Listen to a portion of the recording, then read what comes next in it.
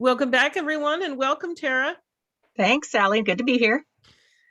And I apologize, I just can't say your name like more than once. It's your last name, I should say. I'm That, always sure I'm saying it wrong. So, uh, that's okay.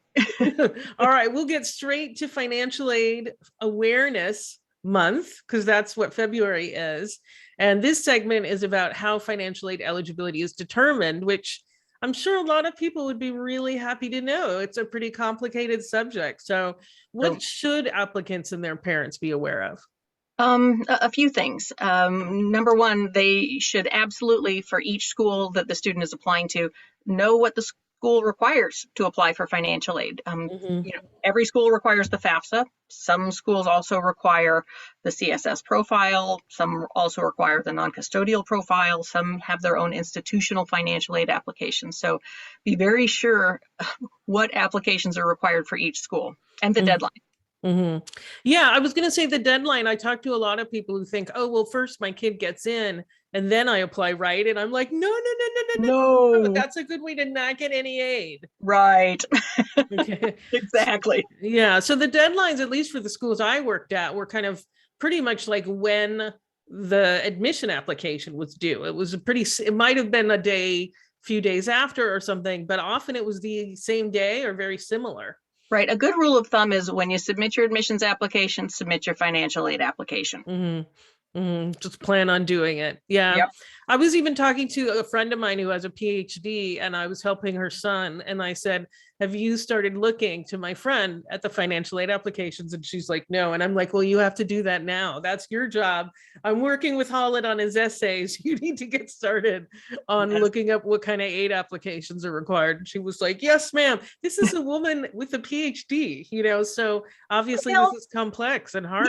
we all have our areas of expertise, and we have this little niche knowledge, and not everybody has. Few people have. So yeah, we're good people to listen to when it comes to this. Yes, yes, exactly so.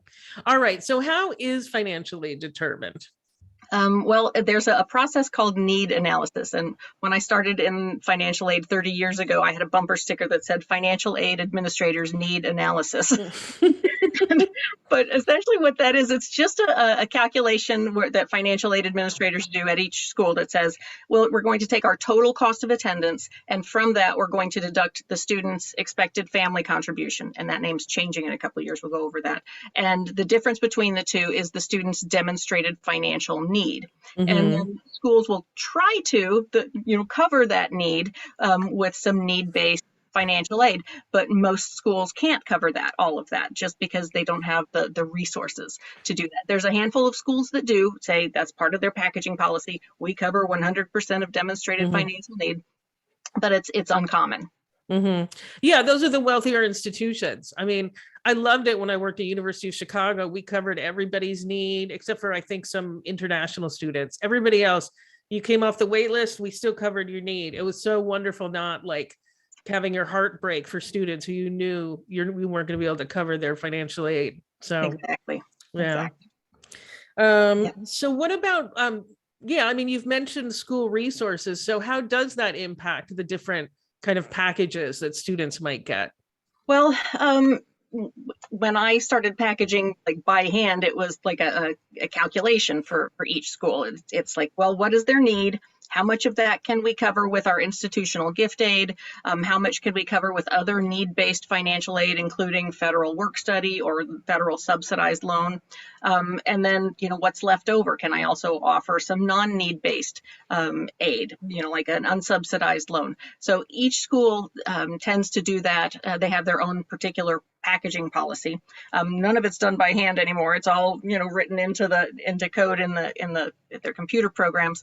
But essentially, that's what still happens. What does the students need? How much of it can we cover with our own institutional need-based aid? How much does the student qualify for any federal need-based aid? And then they just kind of put the whole thing together and send it out to the students saying, hey, if you come here this coming year, this is what you can expect. Right. And it might even be like state grants. If you're in California, there's the Cal grant. I mean, I think what's good for people to know is that often schools are basically, they call it gapping. So they might say you need 20,000, but you're going to get 15. Right. When I talk Right. to a family and they say, well, our EFC is $20,000, that means we're going to pay $20,000 wherever we go. No, that is not the case, which is Hmm. one of the reasons that they're changing the name of the expected family contribution in 2 years. They're going to call it just the Student Aid Index because that's more accurate. This is not what the family is expected to pay. This is just one of the components of the calculation that determines the student's need. Hmm. Hmm. Okay. Um, so what about, I mean, you mentioned changes to the EFC formula. Like, how is that going to change? Kind of tell us about what's coming up. Oh, big changes. So, like I've said, I've been doing college financial aid for the last 30 years. And one of the big components in the need analysis or the federal methodology it's the big equation that the FAFSA puts all of your information into and spits out the magical number called the expected family contribution. It would take the parental contribution based on the parental's income and assets and divide that number by the number of students in college for that year. So if the parental contribution was $40,000 and there was one student in college, that student would get all $40,000. If there were two, each student would have $20,000 of the parental contribution. And that part is going away in the 24-25 school year. They're making some other adjustments to things like the income protection allowance and things like that. But for students or parents who have plan to have more than one child in college at the same time from the 24-25 school year and on, it's going to be a big difference. And what I'm concerned about are the students who are currently in college at that time, who maybe for the first freshman year and or sophomore year, they got a good financial aid package because they had multiple kids in college at the same time. And then let's say their junior year is 24-25, and now their financial aid package is going to be very, very different because the formula changed. Hmm. Hmm. Yeah. So they need to be ready for that. Um, Absolutely. yeah. So what should families know about financial aid award letters then? Okay. So these run the gamut. Different schools have different award letters. They vary just huge. It's a big variety of what a school can call their award letter. What it should contain is the total cost of attendance for that school for the year.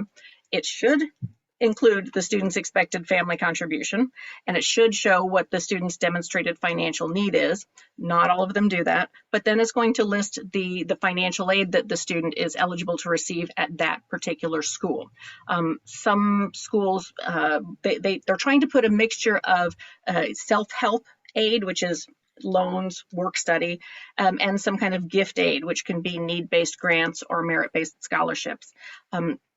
And those have different names, and sometimes families get confused. Is this a loan? Is this thing on that I'm looking at a loan? Is this free money? What is this? Hmm. And so they need to be very careful. If I've seen families they just look at the bottom line. Oh, the school costs $45,000 and I got Hmm. $45,000 worth of aid. Yay. Well, yeah, but 38,000 of that might be a federal Parent Plus loan that you Hmm. might not want to borrow. So Right. you need to don't just look at the bottom line, look at all of the components and make sure you understand each one of them before you make a decision as to whether you're going to accept that award or not. Hmm. Yeah. Yeah. Pour over the letter, get help understanding it if you need to. I mean, they can even call the financial aid office for an explanation, right? Absolutely. If it says there's something here on my award letter that I don't understand, what is this? And a common one is federal work study. What is that? Is that free Hmm. money I'm getting? And the school would say, no, that means you can work that much and earn that much on the federal work study program this year. It means you work to earn it. So absolutely reach out to your school if you have any questions Hmm. about what's on the federal or the financial aid award. Hmm. Hmm. All right. So what is kind of the basic student eligibility for a federal direct loan? So on the FAFSA, it collects much of the eligibility requirements, but essentially what it is if you're a full-time or a student enrolled in a regular student enrolled in a degree-seeking program at an eligible institution, some of the eligibility is changing with the 24-25 school. Actually, it's already currently changed. It used to be any male who was required to be registered with Selective Service had to be, or they couldn't get aid. no longer a requirement. The drug eligibility is no longer a requirement. But essentially, the student has to be enrolled at least on a half-time basis for federal direct loans. They can be enrolled on less than a half-time basis if they're eligible for the federal Pell Grant. But for the school's own institutional need-based aid, they really get to determine that eligibility on their own. Meaning the schools determine the eligibility. Exactly. The school, that's part of their packaging policy. And that's why it varies so much, because it can vary from school to school. Absolutely. Yeah. You might be applying to two schools that each cost $70,000, and let's say your demonstrated financial need is $60,000. You might get $60,000 worth of need-based aid at this school that only includes a very small amount of loans. And you might get $60,000 worth of aid at this school, but it includes a $50,000 federal Parent Plus loan that you might not want to borrow. So be very, very careful when you're looking at these.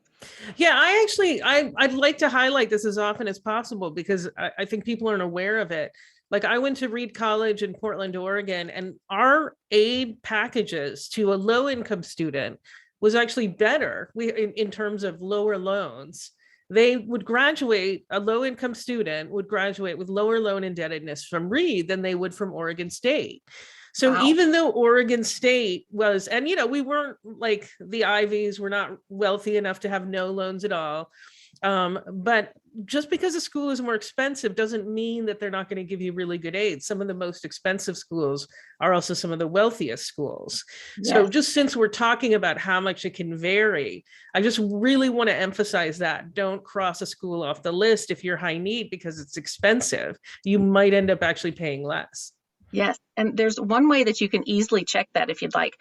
There's a website called College Navigator. It's a Department of Education website. And you can look up any school in the US and it will give you just data that the school is required to give to the department. And one of those is how much of last year's freshman incoming class did the school give, what percentage of that class did they give some free money to from their own, from the school's own pocket? And what was the average amount of that award? That's going to tell you how much, need-based or how much gift aid that school is giving. And then you can also look at the school's average net price and their average net price by different income levels to really see, oh, wow. So maybe the school does have a cost of attendance or a sticker price of $80,000, but their average net price might be $32,000 because they give a lot of their own institutional aid. So be very careful about that. Don't, like Sally said, don't cross something off the list just because their sticker price is what you think is out of your reach. Yeah. And I applied to state schools. My mom was really smart about it. She said, you are applying to the in-state institutions, but you can apply to these private schools and we'll see if it works out. And luckily for me, it did. So I did the same thing with my daughter. It's like, you can apply wherever you want. I'm going to make you apply to a couple of the state schools. And, if the money comes in, great. But if not, I have veto power. Now that's exactly how we did it in my house. Not saying everybody has to do that. Yeah, I think it's a pretty good way, actually. So, all right. So we just have a couple of minutes left. So anything that you want to wrap up with? Oh, gosh. On your award letters, just know that whatever shows up there, that doesn't mean that's what you have to get. If you have a $40,000 plus loan on one school's award letter, that doesn't mean you're required to borrow a $40,000 plus loan. You can decline anything on the award notification, including loans, or you can reduce the amount. You might say, well, maybe we just want to borrow a $10,000 federal Parent Plus loan. Now, some schools put federal Parent Plus loans on the award letters. Some schools do not. But regardless, parents can apply for federal Parent Plus loans at any of the schools that the student is applying to. All right. Thank you so much. Yeah, you're welcome. Okay. All right. So thanks so much also to Chris Lucier and Megan Stubendek. Be sure to listen next week when Beth Heaton will be talking with one of our colleagues about being the first generation to attend college in her family. She'll also be having discussions about college visits and more, of course, about the financial aid process, always important. And finally, I want to remind you that you don't have to listen to our shows live. Every show is accessible 24/7 on the Voice America website. You can download every show for free on iTunes. And if you want to search for a particular show topic, you can go to our blog page at blog.getintocollege.com. That's blog.getintocollege.com. We have some pretty great shows in our archives, including last week's segment when we interviewed a businessman who in college was a music major. So Me too. yeah, guess what? You don't have to go major in business to go into business and to be successful. And don't forget, we're here every Thursday at 4 p.m. Eastern, 1 p.m. Pacific.